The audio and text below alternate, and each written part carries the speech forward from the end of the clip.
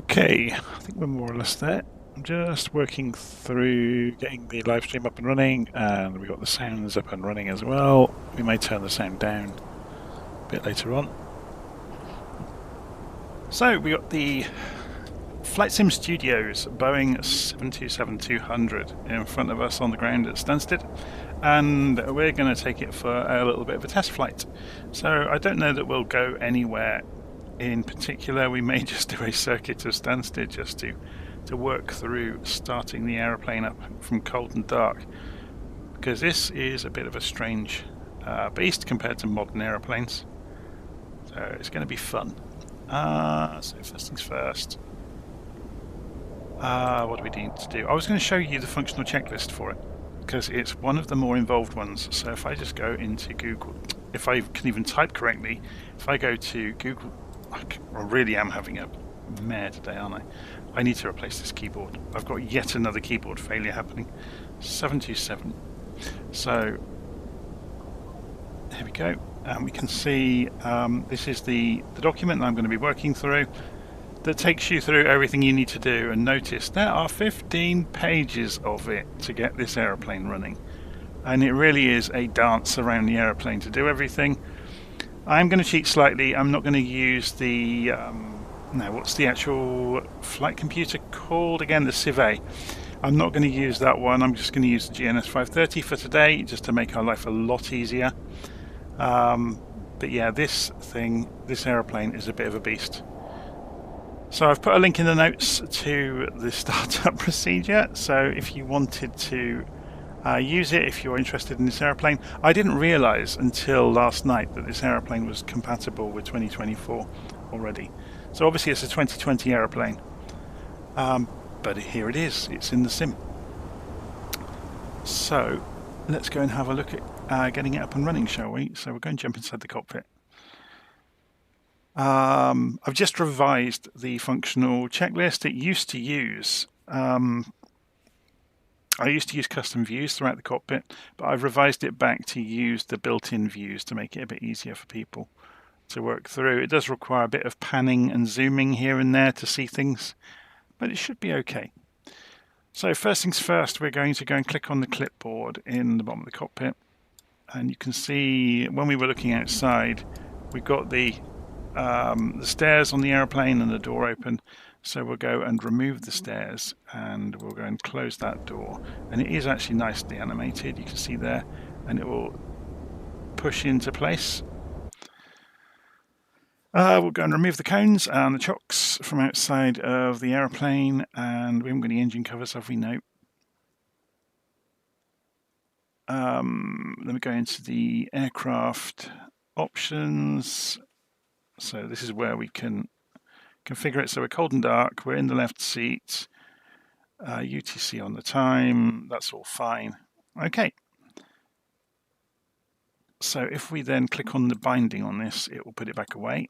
And we can also go into the mobile phone app, and we're just going to go and check, and I'm going to put automatic monitoring on the things that the flight engineer would do, because I've only got one pair of hands. Okay, so Shift and 8 takes us over to the engineering panel. If you've not seen this airplane before, this is why there's 15 pages of instructions on my shortcut procedure. So, on the upper panel, we are looking for the battery switch, which is here. We're going to turn the battery on. Then we go Shift and 5 to go to the lower part of the overhead panel. We're going to go and turn the navigation lights on and the no smoking signs. Let me zoom in a little bit on some of this stuff. So no smoking and seatbelt section is in the middle, and I'm just wondering, here they are. So I am going to be doing a bit of hunting around during this because I'm not familiar with this airplane anymore. When it first came out, I was all over it. So yeah, fasten seatbelts is on.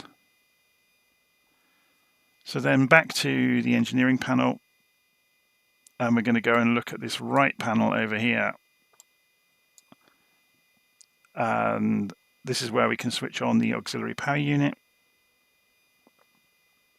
So the start switch goes to, oh, we have to roll the mouse on it to start.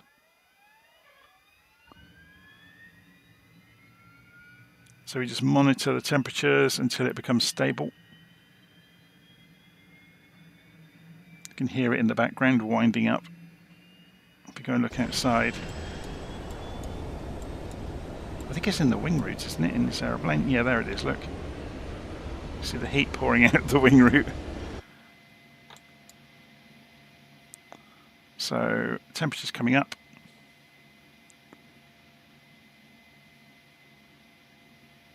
So then once that's up and running, Shift and 8 will bring us, or it should, yeah, there we go, Shift and 8, and we'll have to go to, sorry, Shift and 5 I want, sorry, next. Takes us to the overhead panel. Emergency lights go to armed. The essential power needs to go to, so Shift and 5 again. I think I may have, oh sorry, I'm looking at the wrong screen. Reading my own instructions wrong. Essential power here needs to go to the APU, it's already on the APU. And then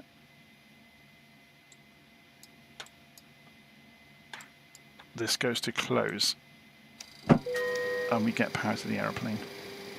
So sorry for me being a little bit adrift here. I'm losing my own place. The instructions are so dense to do this. So then overhead panel on the lower section, we're going to go and we've done the emergency lights, we cover the emergency light switch, then the flight management computer we can start to configure. Now, I've not got the Civ-A flight management computer installed, so I don't have to go and align it. It has a very specific alignment procedure. We've got the GNS 530 to make our life a lot easier. So we're just going to press enter on that. And then on the pilot instrument panel over here, so yeah, having got that working, then some of this stuff will align, which is good. And we can go program the flight plan. So can we do this from here? We'll just wait for the GPS to come up.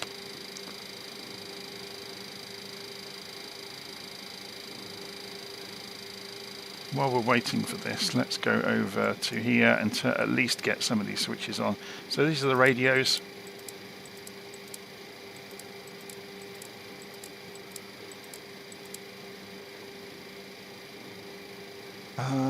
Shift and 8. Come over here, we'll go and put the galley power on. And let's come back into the cockpit. Is the GPS lined up? Yeah, it's about to. So it's just capturing satellites. There we go. And we didn't have to press enter, did we? Okay. Flight plan. So we're going to program it by hand. Well, this is a good point, actually. Let's see if this works. This is a 2020 aeroplane. So if I just zoom out a bit on the 530, I wonder if it will allow us to go via planner.flightsimulator.com. So if we go flight plan, I've got a basic plan. Oh, actually, let's go do it in here in LittleNavMap. So if we go, we're at Stansted. Show departures for Stansted. So runway 22, BKY5R, insert. We're not going to use ATC today, we're just going to have a play. And then if we were to add Trent, and then come up to Stansted, Edinburgh, for example, and show the arrival procedures for Edinburgh. So ILS 24, we don't want the transition, insert, stop that from recentering the map. I wish that the program of LittleNavMap wouldn't do that. And we'll do the AGP E1E, insert. So if we go copy that into the clipboard, so actually let's drop that to 25,000 feet.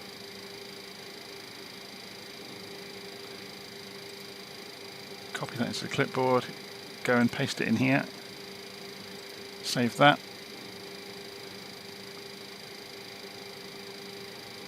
So that's put the basic plan into the FlightSim 2024 planner. So then we can save that. I'm just wondering if we can shortcut.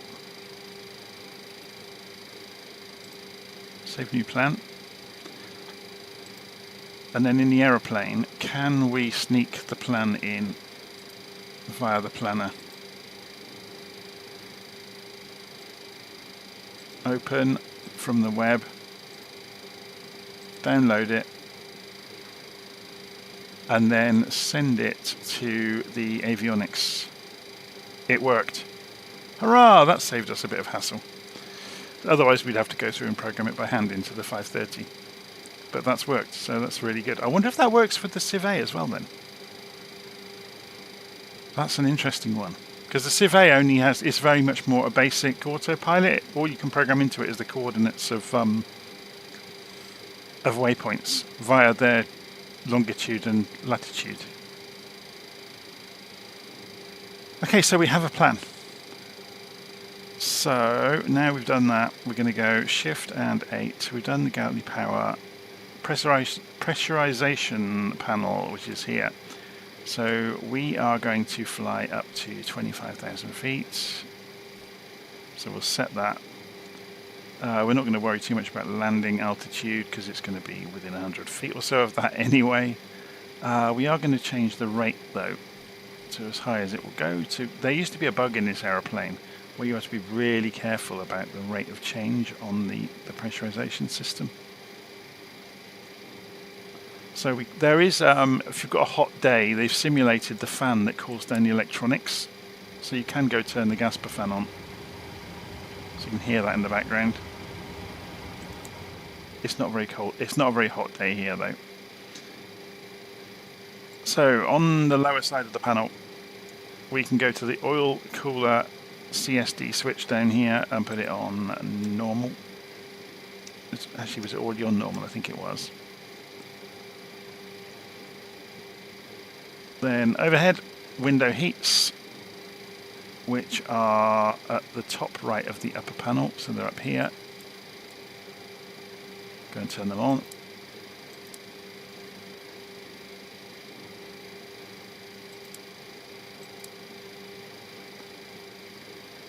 Then Shift 5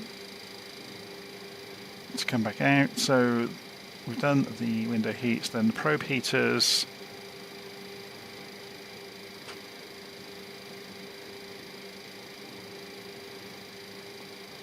At the bottom right. So the higher part of the upper head panel, the bottom right part of it.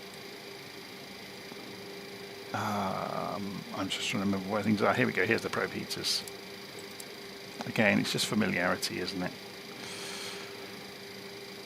Then Shift and 2 will bring us back down to the altimeters. We can press comma to go and calibrate them. We can uncage the backup attitude indicator. So Astro Trucker is saying, can I do some X-Plane 12 videos please? That would imply me having to go and buy X-Plane 12 and a world of add-ons for it. So I'd probably be about £1,000 in the hole before I start recording things. And I'm not willing to do that. Or not at the moment anyway. Maybe one day. So horizontal situation indicator, set the heading and course as required for takeoff. So we can go and preset the heading bug for runway 22. So can we just hold the mouse on this and go faster? Kind of. We'll just keep spinning it. So we get to 220, so it's 240. If that's 210, that implies that that's 220 there. And course, again, we're going to be using GPS, but we'll see how that goes. Because I'm not sure how well this will work. We may just end up flying a circuit, to be honest.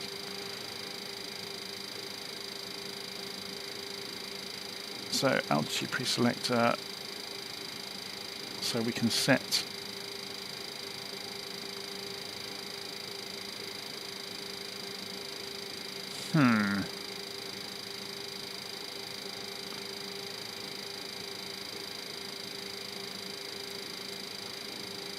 So we ought to go to 25,000, don't we?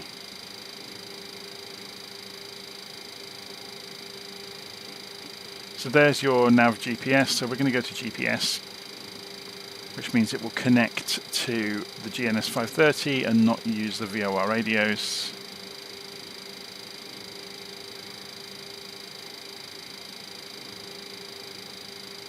Okay, so then we have to go behind ourselves. So the only way to do this is to walk around the cockpit with the views. We need to go and turn the master switches on behind us for the navigation kit. You can hear Morse code all of a sudden, which is fine. So at this point we would do pushback normally. We're going to start the engines while we're sitting here though, and then do the pushback with them running.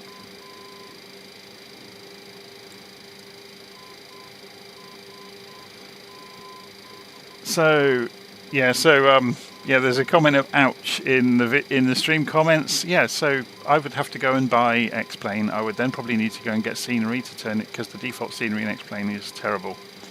So I'd have to go and buy scenery, then I'd have to go and buy some decent aeroplanes. And then I'd have to configure all the controllers, and we'd be looking at days of effort just to get it up and running. I used to run X-Plane 11 all the time. That was the first sim I really doubled down on learning, and I had the Zebo mod, and that's how I learnt the 737. So Shift and 5 takes us back overhead. We're going to go put the beacon light on before we start the engines, so that's over here. Shift and 8 takes us over to the engineer station. We're going to go and put the fuel pumps on, so they are on the lower panel and they are on the left. So you can see all of these boost pumps. So we want the aft boost pump on tank 1. We want one of the boost pumps on for the center, and the aft boost pump for tank 3.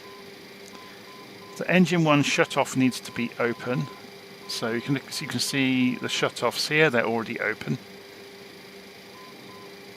And then on the upper panel, up here, pressurization, engine 1 bleed air needs to be open. So I'm just trying to remember where all this stuff is. Bleed, here we go. So this is the far left one, that's already open, and engine 3 bleed air is open. Engine 2 is left of the middle, that's open, that's already open, that's good. And then we're going to, interesting, so the PSI is already up. That's interesting, so the start position of the aeroplane has changed since it first came out. So we're going to start engine number 3. So overhead, we're going to go and look at engine starts up here. We're going to rotate this round and bring the switch down towards ground. And then back down in the cockpit, you will be able to see, hopefully, if things have worked. Interesting. Do we need to go and cycle those switches then? Let's go and have a look at that again.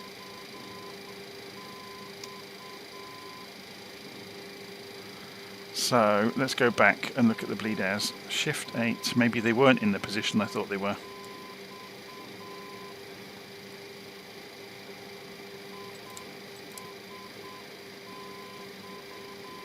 Have I missed something?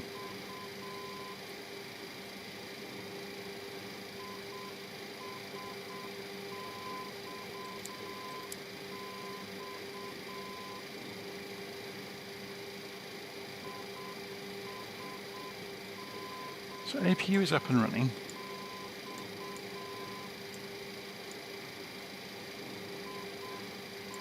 We have pressure on the APU. It's showing 40, which is good. The bleed airs are open.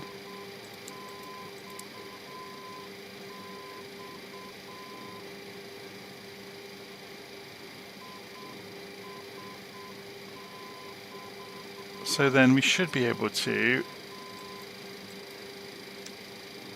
switch that to ground, and we should be able to observe the N2 coming up. What's going on?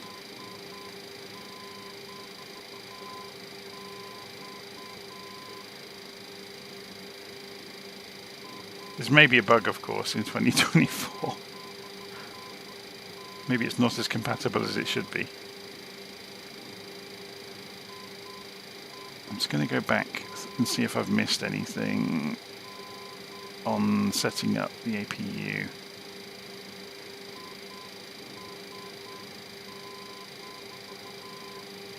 I'm just reading backwards through my notes.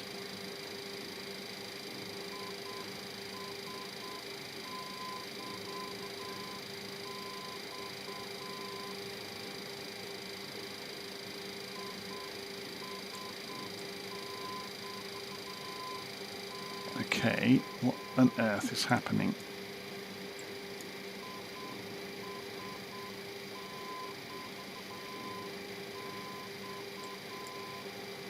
So that's on.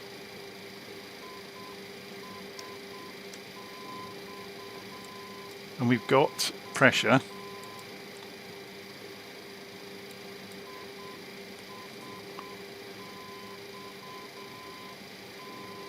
The bleed airs are open. I think it might be a bug in the aeroplane, you know, in 2024.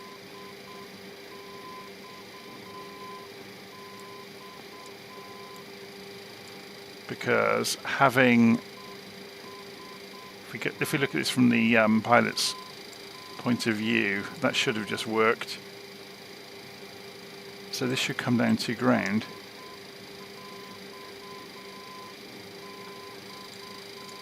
And we should get an indication down here. Let's try the other engines.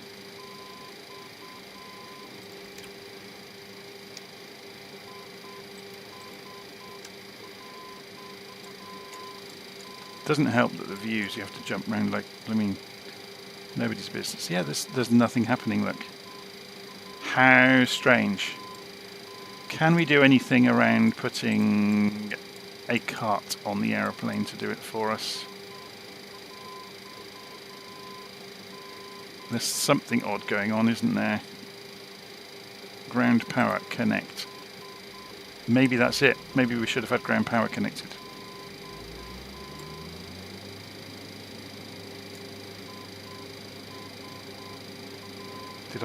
Did I miss that in my notes?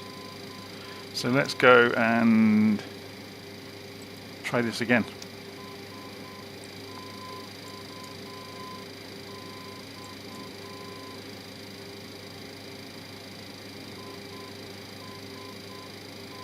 It's not playing ball, is it?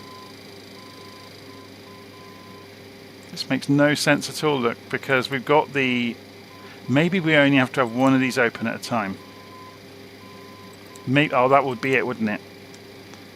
So there's the bringing the air in. Let's bring the air from engine 3 on its own and do them one at a time.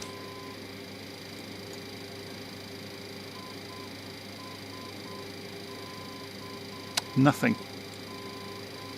That's really, really... Oh. The throttles were not in idle.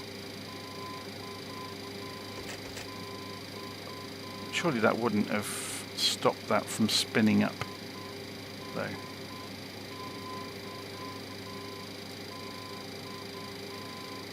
Yeah, I think this is a bug. So, seeing as we've got it almost all the way, this is really, really frustrating, actually. We shouldn't need ground power to do this, by the way.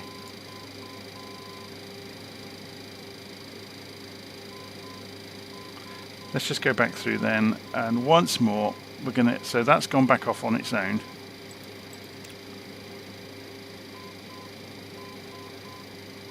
So just go and double check once more. We've got PSI in the system.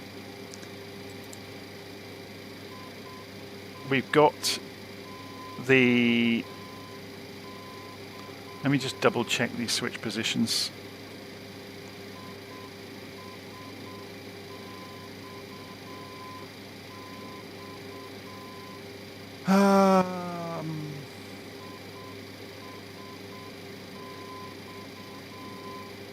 I'm just reading my own notes.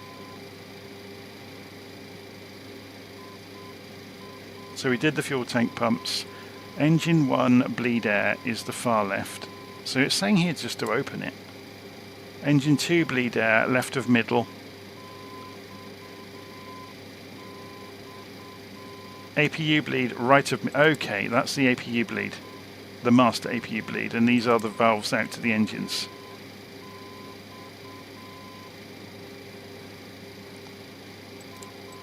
So it may have been that one that was off and it needed to be open. Again, it's just familiarity. So we've got nothing showing down here at the moment. So then we go overhead and we go and open number 3 to ground. Do we get pressure now? No, we don't. Press escape and resume.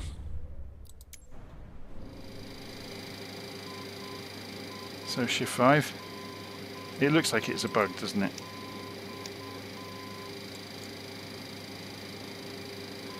No. It's not having it. Oh, it's a shame. I ran through this last night and everything worked perfectly. So on the ground we should be able to do that, and it should spin up the engines. It's not having it, is it? Right, I'm going to cheat and press Control E in a moment. Let's see what happens.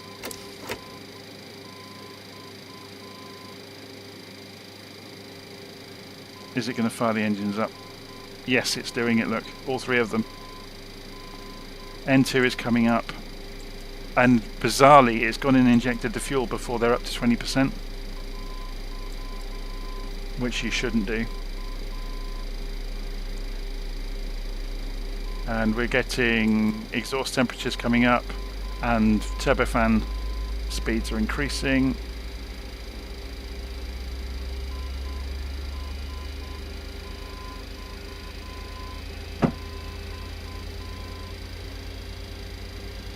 So I've already got the engineer correcting settings on the iPhone app within the aeroplane. I'm just looking at the comments there from Paradisky.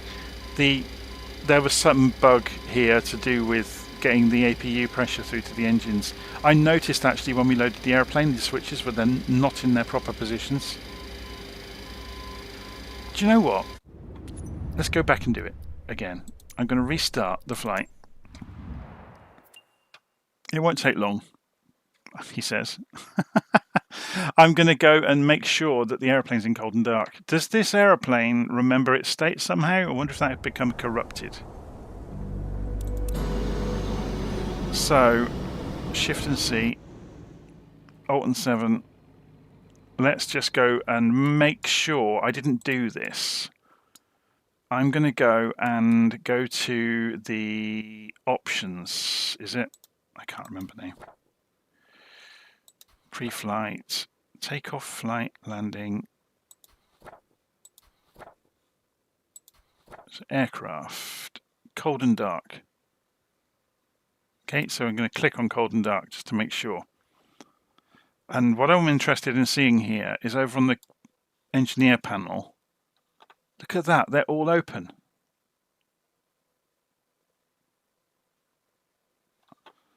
So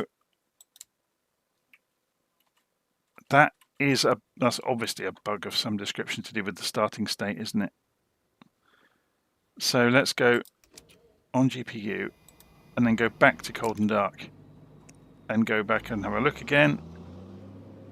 That's how we'll know if it's broken. Yeah, look, all of the air is open. It should be closed. Okay, that's a bit of a nightmare, but anyway. So let's see that we've got remove the cones, remove the chocks. We're cold and dark. All of the doors are closed. And then we'll get rid of the binder. We open the mobile phone app. We are using the automated engineer to do everything in here. Okay, we can click on the top of the phone to make it go away. So then Shift and 8 brings us back over here. We can go and turn the battery back to on again. and cover it. Navigation lights, so Shift and 5, we'll get good at this, won't we? Go to on. No smoking sign goes to on, and the fasten seatbelt sign goes to on. Then over on the wall over here we can go and start the APU, and we'll see the exhaust temperature rise.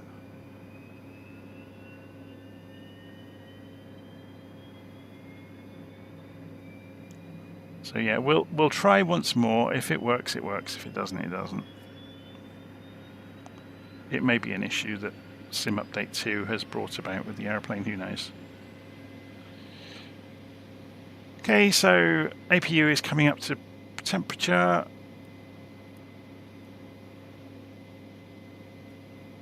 So then Shift and 8 brings us back to the normal panel. We could have just panned for this, to be honest. We're going to go and turn essential power. It's already on the APU. We'll just rotate the switch just to make sure. And then the auxiliary power unit, we can go and close the circuit on it so it gets used.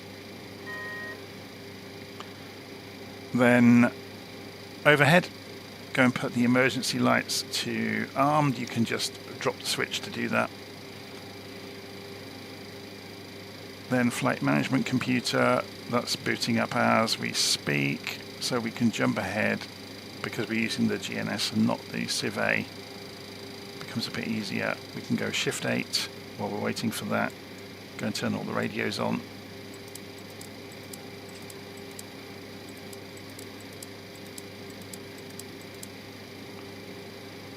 We're going to do the galley power, which is above us up here. Pressurization system, we can go and dial in the altitude we're going to be flying at, which is 25,000, I think I said. And we'll increase the rate it changes by to give it half a chance of doing that.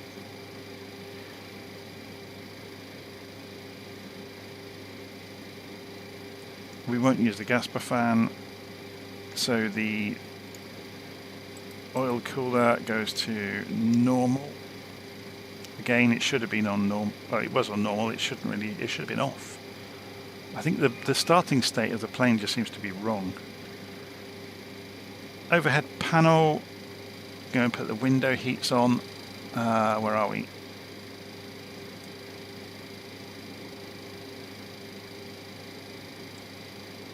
So top right, window heats. Oh, crikey.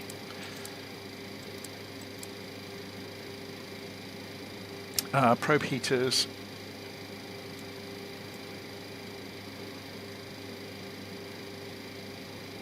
I can go to on as well, they're down here.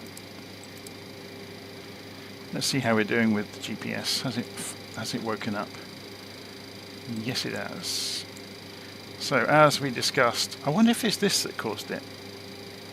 I wonder if it just blew the airplane's brains. So we'll send that straight to the avionics and see what it comes up with when it finally appears in a moment. We've done the probe heats. Let's go and calibrate the altimeter while we're here.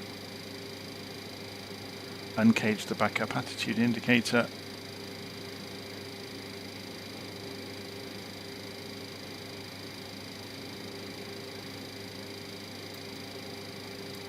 Set the heading and course. So heading needs to be 222.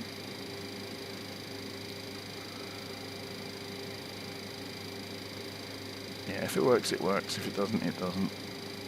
And we'll just call it a day and say, or maybe we press Control E and put up with it.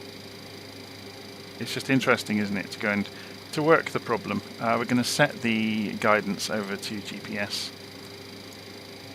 And GPS is alive. And we've got a flight plan. So altitude pre-selector, we're going to go and set that to 25,000 feet.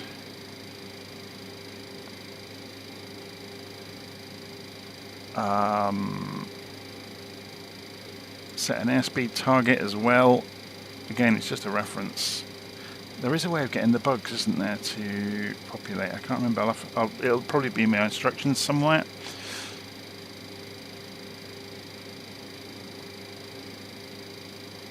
So shift space. The navigation master switches are on the wall behind us.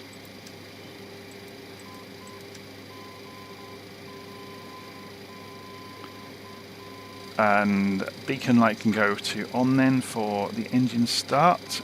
So beacon is here. Shift and 8 takes us over to the engineer station. We're going to go and put the fuel pumps on. So we want the aft pump for engine 1. We want either one of the boost pumps on engine 2 and the aft pump for engine 3.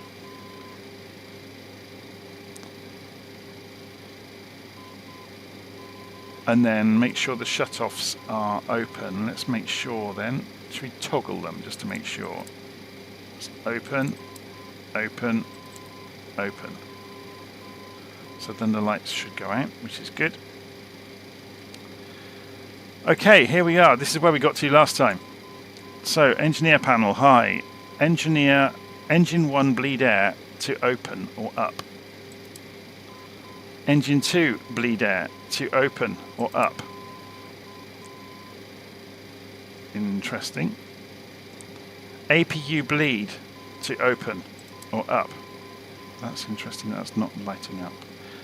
And then engine 3 bleed air to open. Okay. So then we should be able to go overhead, uncover the engine start for engine number 3, and roll that down to ground. And when we look down here, we should see it's working. Hurrah! It was obviously a bug, wasn't it? So we wait for this to come through 20%.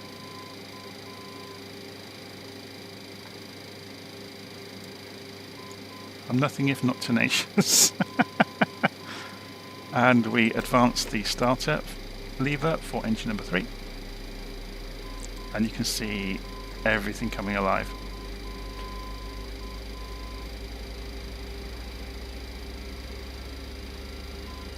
Shall I go and retune that nav radio so we don't keep hearing it?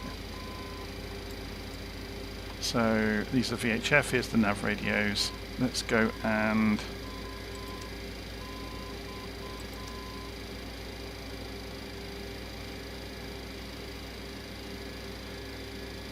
shut it up, didn't it? So that's one engine running. So shift and 5. So engine start sequence should be engine number 3. Then that's gone back to off and it can be recovered. Then it's engine number 1 and then engine number 2. So again, we're watching the N2, that's the axle speed basically of the gas turbine. So air is being used to accelerate it, at which point we can introduce fuel by raising the starter lever. And it obviously ignites, temperature goes through the roof, and then the N1 starts to increase. It's nice when things work, isn't it?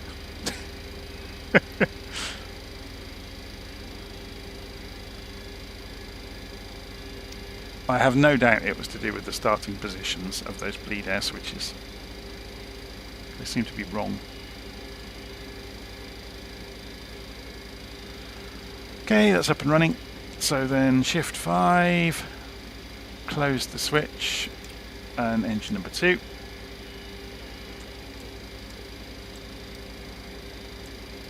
And it's coming up.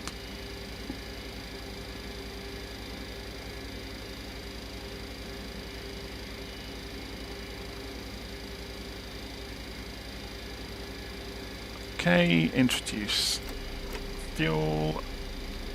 So while we're waiting for that, let's go and have a look at the generator section, which is over here. I can never remember where this is. That's the boost pumps.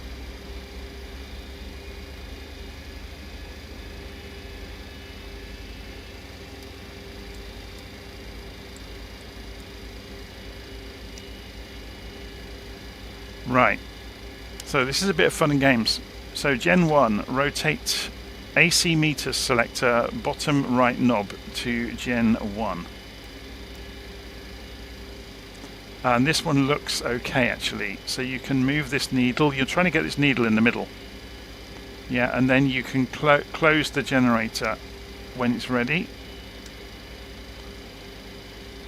And then the same for the others. So we go Gen 2, and it's flashing, look, and this needle is not in the middle, so we'll rotate that until it's not in, so it's in the middle, and then we can close the loop on Gen 2 and generator 3, same again. So we're going the other way this time, bringing this needle into the middle, stops it flashing, and then we can close the loop, and then obviously we can turn the power over to generator number 3, I think is the standard one to use.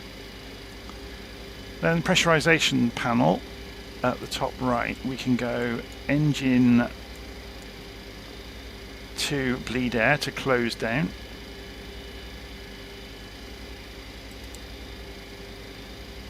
APU bleed to close. Left pack to on, right pack to on, and they should drop to 20. That's good. So engineer panel, auxiliary power unit has to come off now. So we just turn it to off, I guess. Oops, not start, off. There we go.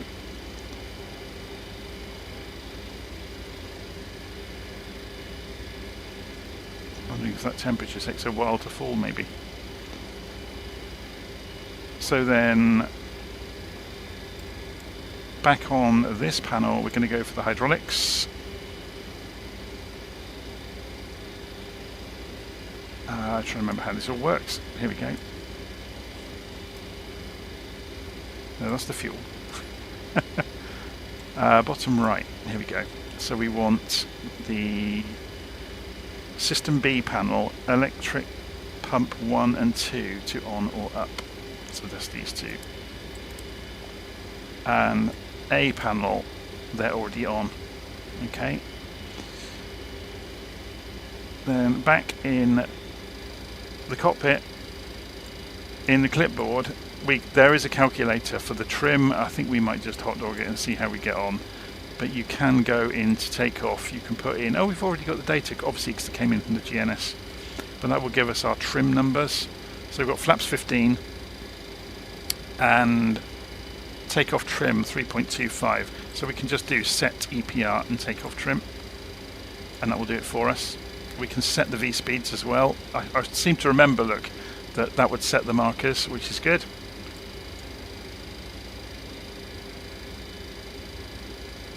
So if you saw this 3.25, let's go and have a look at it. Is it on 3.25? It's more or less, it's on about 3. So if I'm just looking here, look. So 1, 2, 3.25 is going to be about there somewhere, isn't it? Okay, we want the flaps at 15 degrees. Let's go and see if our flap lever's working correctly. Have I got the throttle lever set correctly, by the way? No. I'm not going to have an engine number 3. Let's go and correct that. So if I go into controls, this is going to take a few moments because of the bug in Sim Update 2 with it being really slow.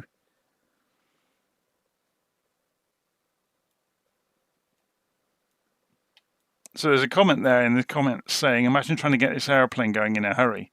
Well, have you never sat in departures at an airport and seen the crew sat for 15 minutes in the airplane before they start letting anyone on? This is what they're doing, even in the modern planes. I mean, we start the planes up in the simulator and we do it really slowly.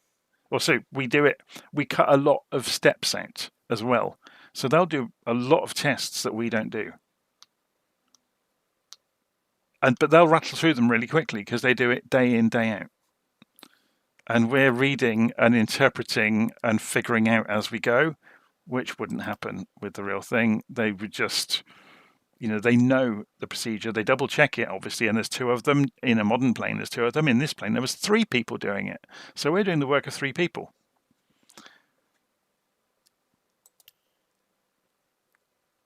And, there would be that continual chatter between them, confirming and checking each other's actions. So it'll be a lot faster and a lot more confident doing it in the real world than it is in the simulator. So I'm just going to have this pregnant pause while I go through setting these engines up. So if I just go for basic propeller, that might work. I just have one lever to control all 3 engines, if I remember how I've done this on the mapping of the controls.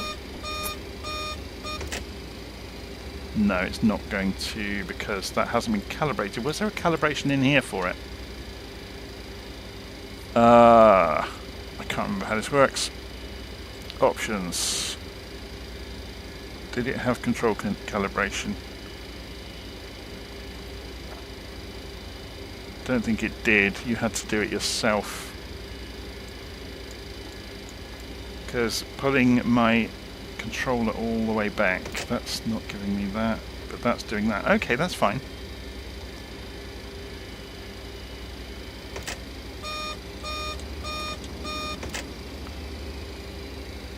That's something we can have a look at.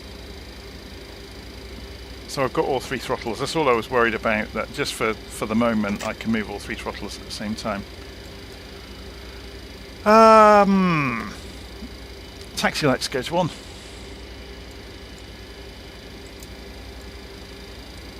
And then we're going to press Alt and P, take the parking brake off, press backspace. We've got this. Whoa, we are rolling. That's not good.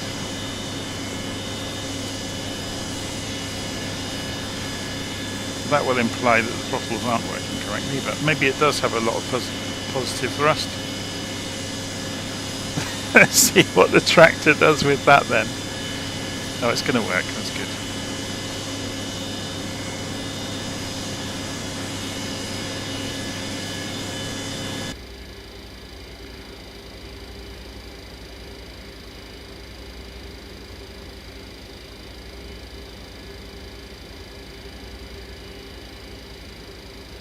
Okay.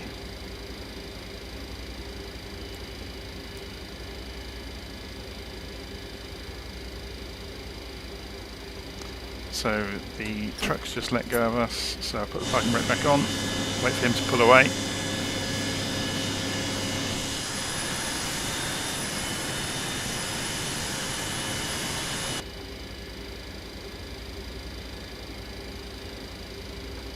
Get rid of the book.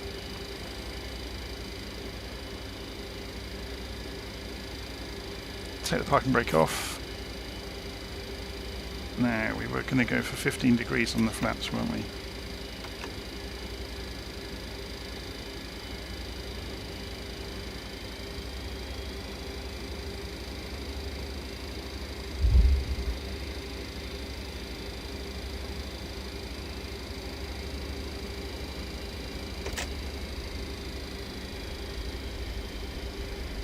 And we're off to the races. Finally.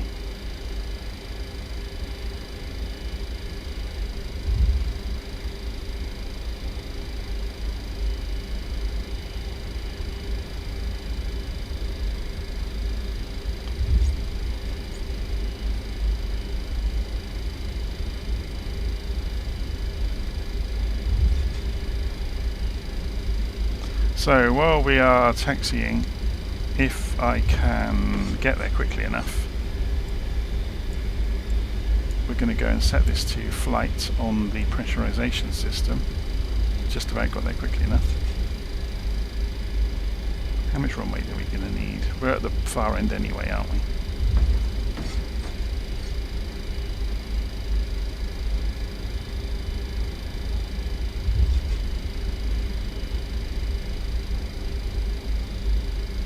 So I haven't put the transponder on yet.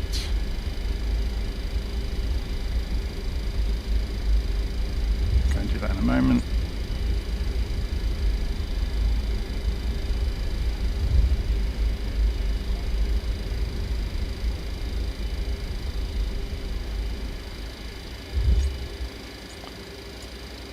So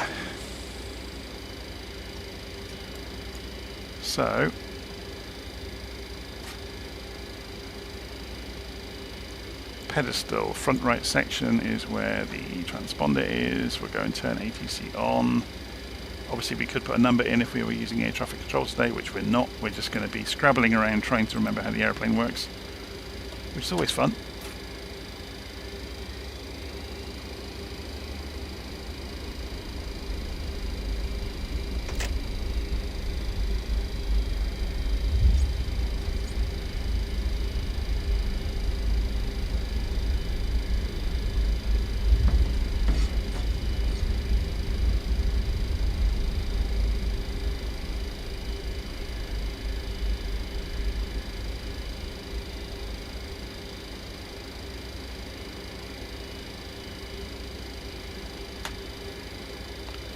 Parking brake on. Auto brake goes to rejected takeoff. Anti-skid goes to, I can never remember how this works. On, I guess.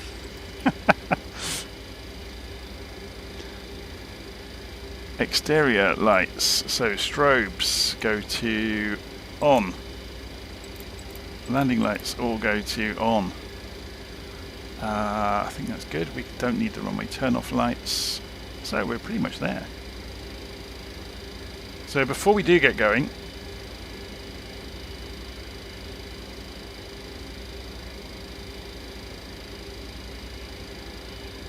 so we've got a comment before we get going from somebody saying, just finished watching your LittleNavMap video. Problem is the flight plan doesn't load in the MCDU in the fly-by-wire A320NX. Any fixes for that? No, it won't. Because the LittleNavMap has no connection to the simulator to do that. You have to program that by hand, I think. It depends on the aeroplane. Some of them got SimBrief integration, but for the most part they won't. Okay, so there's our flight plan. I'm just going to go and check down here. I can't remember. This is the first time I've seen this for months, or a year probably.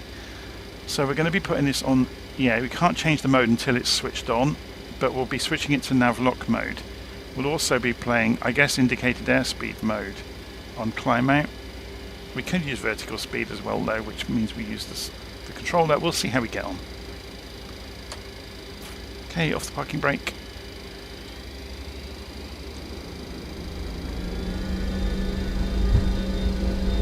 So let's go full throttle, and then we'll obviously wind the engines back later. Because I think they'll go. I'm right in thinking they'll go back beyond 100% once they get time to wind up. Rotate. Positive brake. Just gear up. Now here's the gear going up. The lever's moved. Just trimming it.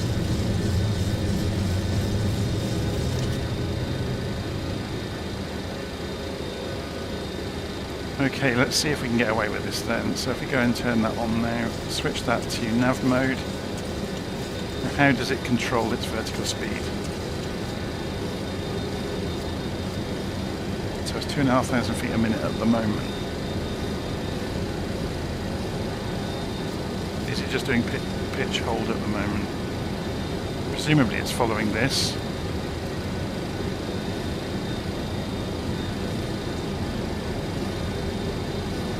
Find out. So our airplane's tracking out towards. Let's go and change the mode on this so we get nav mode, or sorry, arc mode. And then flaps can be raised to 5 degrees. Let's have a look at the power. We're just over 90% at the moment. Happily climbing and slowly accelerating out towards 250 knots. Plane's banking, that's good. It's tracking the route.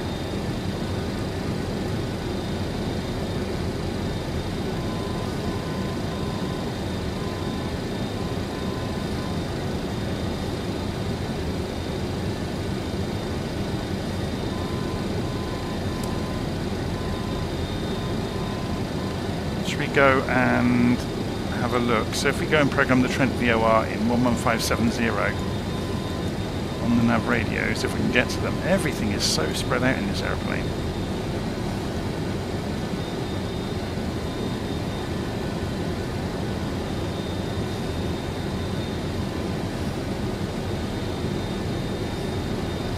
Good fun though.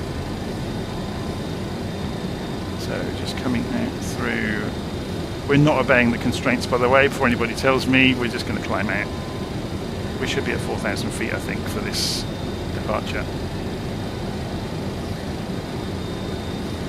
So we're going to overshoot. You can see we're going too fast through the turn.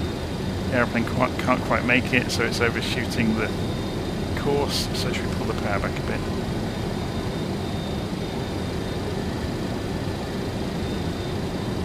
Not let the aeroplane get too fast.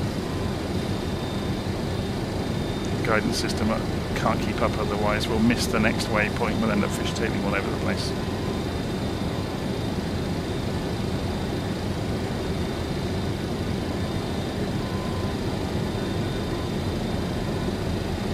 There we go. Just ensuring that we make it to the next turn, which is going to happen. You'll see this flick over and change direction in a moment.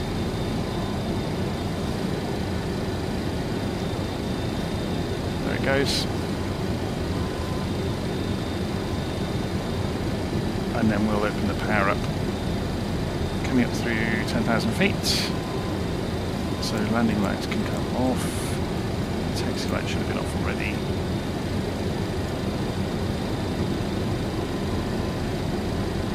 Let's see how much control we have.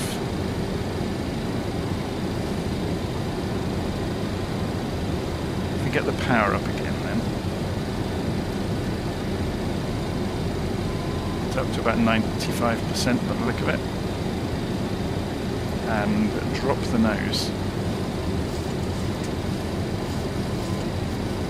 Yep, nose is coming down. I want to get some speed up. Now we're below. Oh no, we're above 10,000 feet. I mean, so yeah, there we go. 1,500 feet is about right. Oh, it's swaying back again.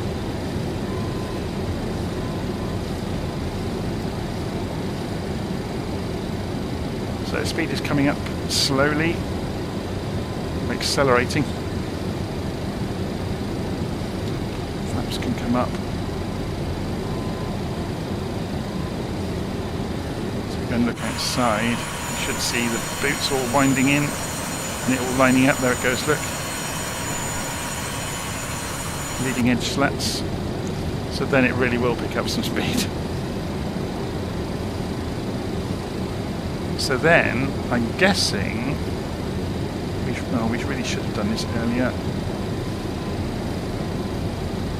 I think at the point you switch on indicated airspeed mode, it will hold whatever you're doing, and then use the power. There's another turn coming up on the final turn out of the standard instrument departure. So I think it's just going to hold the speed we were doing at the point we engage it. So then we can just manage power and keep an eye on the numbers. So yeah, we're a little bit high, look, up against the red line on the N1. Just going to wind it back a little bit.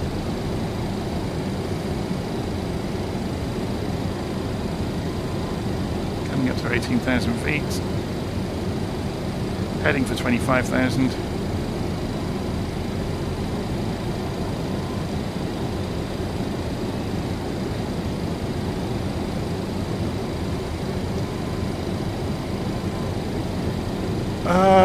So just commenting on the conversation there in the live stream about integration with flight plans. Not all aeroplanes are equal when it comes to importing flight plans. So it does pay to know how to program the MCDU yourself, or the FMC, depending on whatever aeroplane it is. So then you can get yourself out of jail if it doesn't integrate properly. You just go and program it. To be honest, the Airbus MCDU is very easy to program.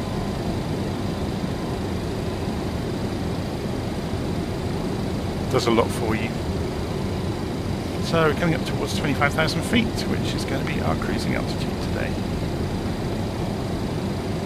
22. They've obviously chosen that rendering method that doesn't look so good. When you're further away, it goes blurry. So let's go and switch back away from indicated airspeed.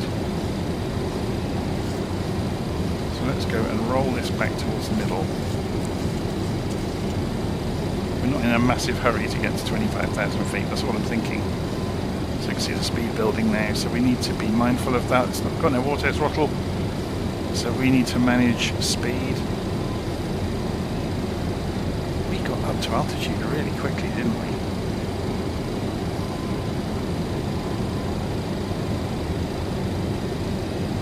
I'm just pulling the throttles back to manage acceleration. 1,000 to go. 1,000 feet left. I don't want to get too close to our maximum speed, given that we don't have auto throttles. Or I don't believe we do anyway. No. So it's on us to keep an eye on it.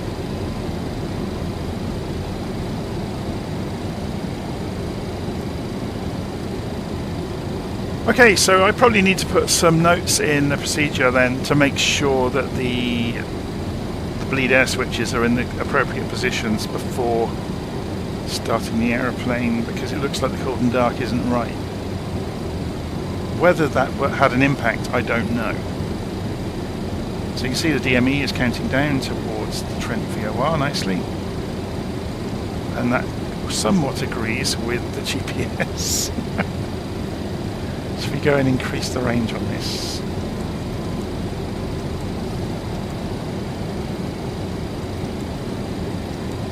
There it is, there's Trent. We have a message. Oh, we've blown through our... Oh, it didn't stop the climb. Interesting. Is that something I missed? Should I have gone manually over to altitude hold? I think I should have armed it, shouldn't I? And I didn't.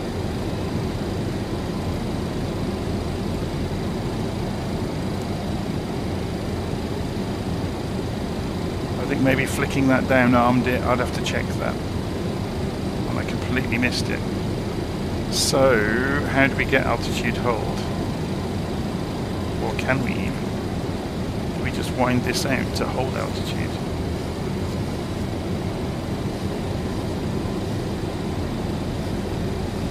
Altitude select, there we go, that's what I missed. Again, that's just unfamiliarity. So if we go, we've got 25,000, let's go and descend back down to it and see if it works. So coming back down, we need to be careful on the speed.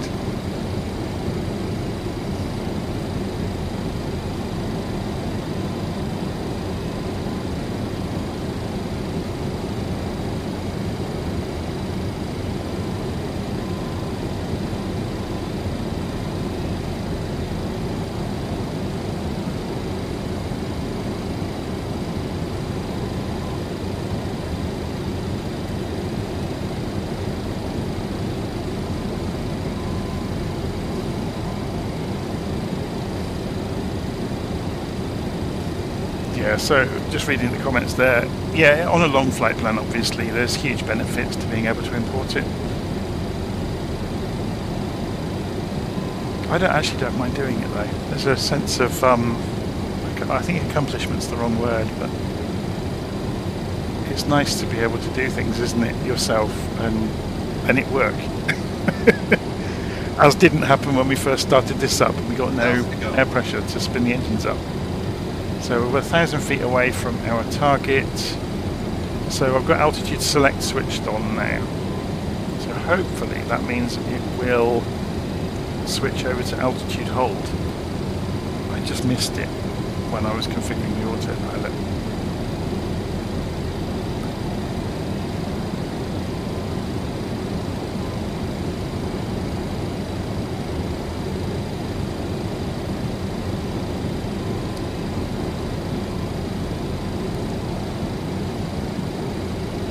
this plane's a bit of a beast, isn't it? I'd forgotten how much fun it was. Although fun is a relative term, isn't it? So I quite like the mechanical old planes where there's lots to do, as long as it all works and is logical. And that's kind of what threw me when we first started this up and the engines didn't start, and looking at the switch positions, they weren't in the cold dark positions. I guess some of it is, to save time, but then you get weird things like no pressure coming through. And you're wondering, is it something I've done? So 500 feet to drop, and we'll see what happens. So with altitude select, presumably that means altitude hold will come on. It's lit up here now, look. It wasn't previously. Is that a toggle for it? No.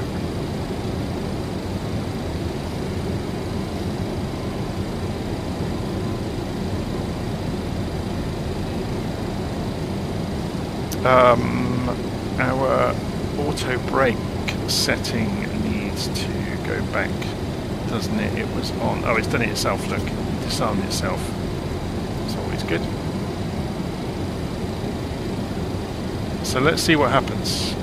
We've got altitude select is on. We've got 25,000 feet. I don't know what the mode switch does.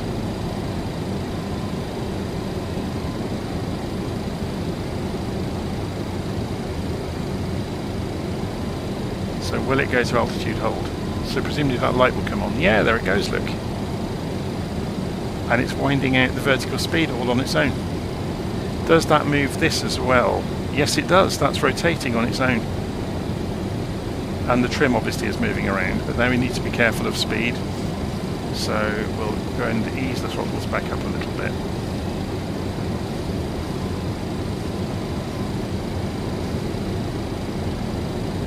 Very cool.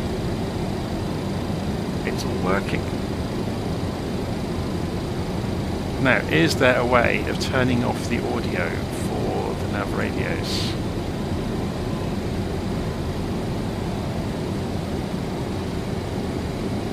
Is there a panel somewhere with the volume knobs? Presumably that's behind us, isn't it? So that's the master power for the nav radios.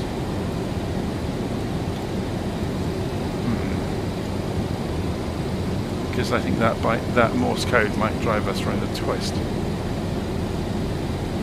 Don't know if we do get an audio cutout.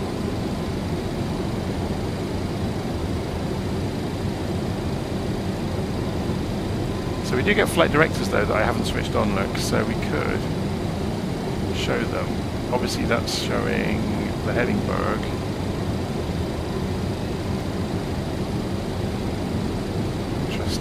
So that'll be VOR, which I'm guessing means GPS if it's in that mode.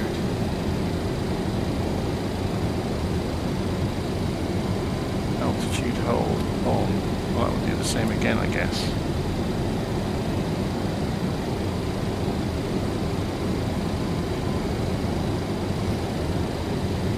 It's an interesting aeroplane, isn't it?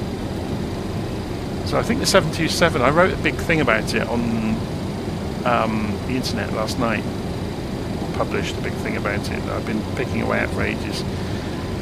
The 727 was one of the first commercial airliners to have what became known as an FMC. So obviously not this one. It had this thing called the Civ A, but they were so expensive that a lot of them didn't ever have it. So yeah, obviously first generation of what we now think of as standard electronics for inertial navigation and satellite navigation. So obviously it was inertial back in the day. And inertial navigation owes everything to Apollo. I don't know if you knew that. The Apollo guidance computer had the first proper application of inertial navigation over long distances. It was trialled on the moon landings.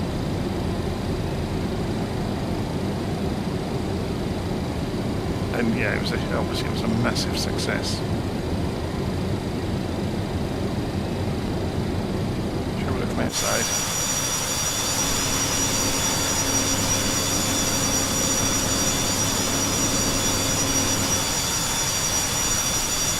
I think I've only ever been on a Boeing 727 once in my life. When I was very young, we went to, I think we went to Spain on one.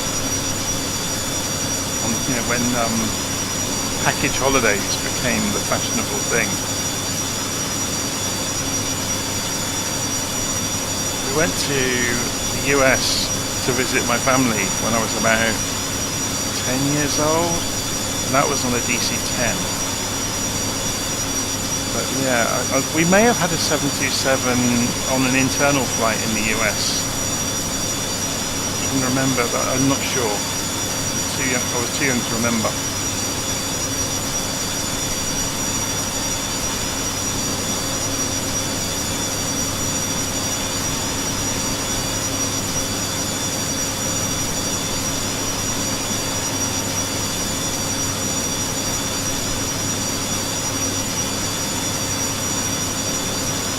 So I think this will be the turn at Trent. Yes, it is. Heading north up towards Edinburgh.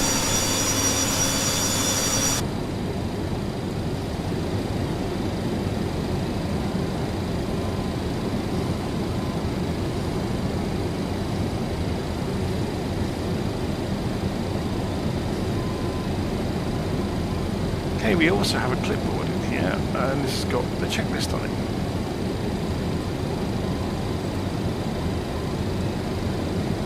So what else do we get in the tablet? Let's go and have a look. So we've obviously got the states of the aeroplane and things like call-outs. We've got the hardware kit that's inside the aeroplane. I'm not sure if I switch between units if it will wipe out the flight plan, so I'm not going to try it. So obviously got the loading and takeoff parameters and the flight parameters. So it's got a descent calculator, that's quite cool, isn't it? Landing calculators and charts. So I'm guessing, how does this work? Unauthorized, okay, it's Navigraph.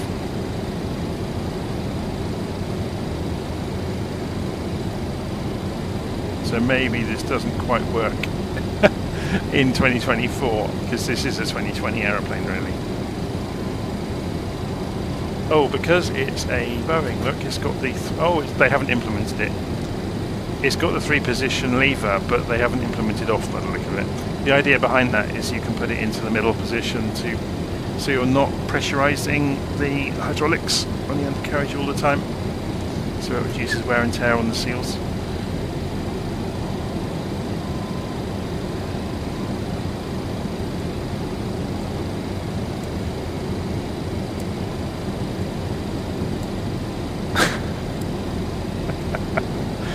Just reading John's comment on the live stream about, I like how in true 1970s British fashion, half the bags are still on the apron as the plane departs. Yeah. Having a luggage at the other end was a bit of a lottery, wasn't it? I remember when we flew to, I think it's when we flew to the US, the company we flew on went broke while we were over there. Wasn't unusual in that era, because the airlines, there were lots and lots of airlines. These days there are nowhere near as many.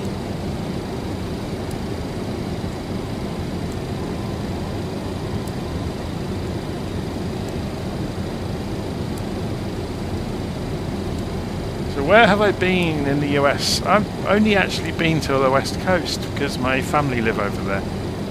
So I've got a cousin.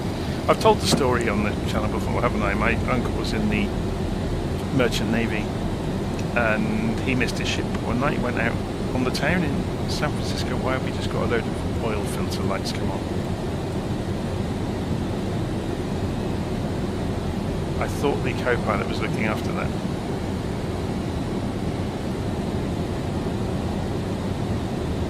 So all of the low pressure lights have come on.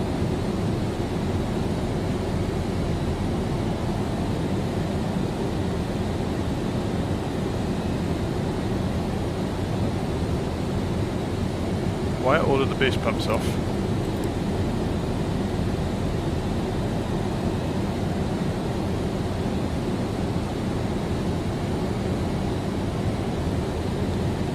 Can the co-pilot not be trusted to do anything?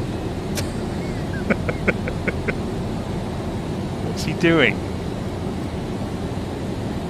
I mean, I could hear him flicking switches, but...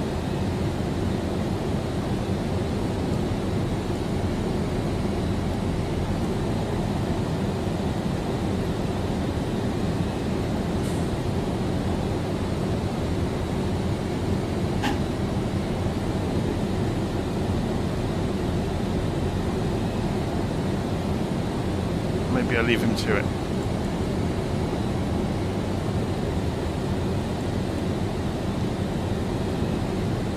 So yeah, sorry, getting back to our story, we'll pray that the engines keep running and the hydraulics doesn't pack up.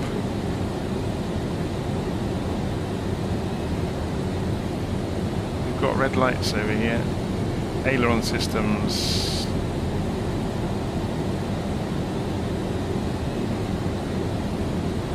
Are those good red lights? Presumably that's down to the low pressure, isn't it? The hydraulics are having a bit of a nightmare. So why would the hydraulic system be low pressure? It's not overheating.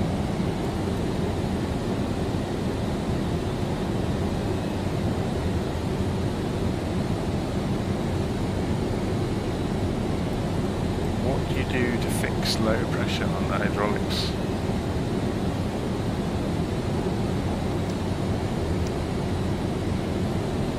Okay, he is flicking switches, so if we change stuff, the auto engineer is working. Got low pressure all across the board, look.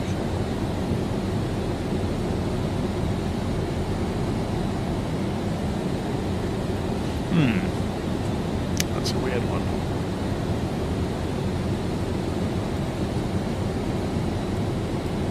So yeah, my uncle, sorry, get back to the story. My uncle oh, somebody told me about this. Yeah, that's a bug in the airplane, isn't it? Look. We've lost the attitude indicator by the look of it. And we've lost the avionics. Yeah, the airplane's broken.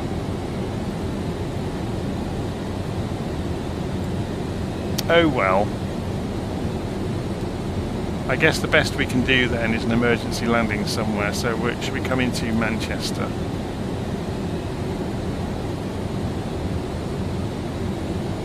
Are we actually moving still?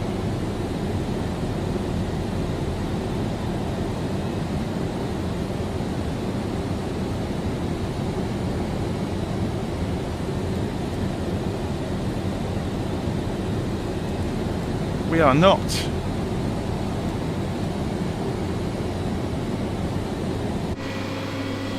Yeah, the sim's broken. Because look, the it's gone completely wrong.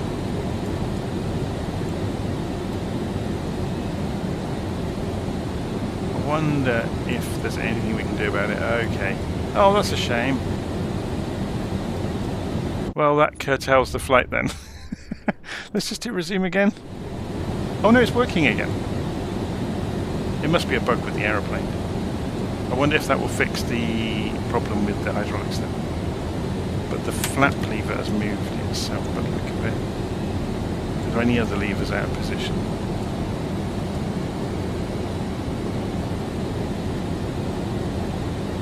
Is this going to correct us? I think the aeroplane's broken.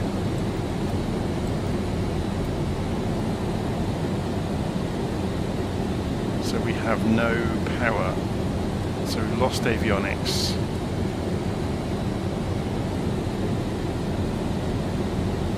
Whenever that bug happened, obviously it blew out the internals of the aeroplane, or the simulated airplane's brain, which would explain why we've got no power. So we've lost all of the generate. Yeah, we've got no electricity.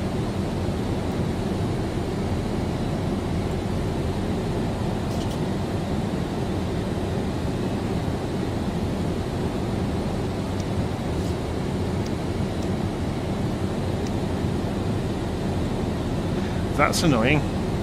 So the engines are not generating electricity anymore. I wonder if we can get the APU to fire up and give us some electric. Oh, it's coming up, so we may be able to save ourselves, depending on how bad this bug is. No, APU's not working. Let's just try it and see what happens. No, it's not generating any power. So the APU won't start. The electrics have failed. The hydraulics have obviously gone low pressure because of this same bug. Looks like we are in a bit of a problem. So, but at least if we can fly the airplane, we might be able to get it back down. So we are losing airspeed. We lost the engines as well. Yes, we have. So if we look outside, we're gliding. Do we have any flight control at all? So autopilot is still showing us on, but do we have hydraulics? No. We have no control. So whatever happened there with that bug, we've now got a dead aeroplane. And it's just gliding until it falls out of the sky. Oh well, that was fun while it lasted.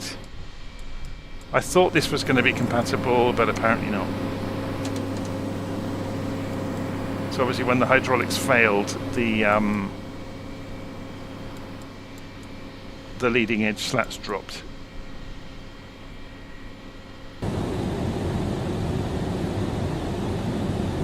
That's annoying. And there's no way we can get anything back up and running. So I'm afraid I'm going to call the flight rather than sit and watch this glide into the floor. Because it's a bug in the simulator. It's not a failure on the aeroplane. A bug in the simulator has killed the aeroplane. Well, not in the simulator, a bug in the aeroplane. I was surprised when I thought this might work in 2024 because there were mentions in their own comments about it, with it being compatible. So maybe it's not as compatible as we would like it to be. Anyway, I'm going to leave it there. Hopefully you enjoyed that for a few minutes. And it's a shame, isn't it? We're just gliding towards the floor at 120 knots. And there's nothing we can do. I have no control deflection. Okay, I'm going to call it there. I'll see you all again soon. Take care.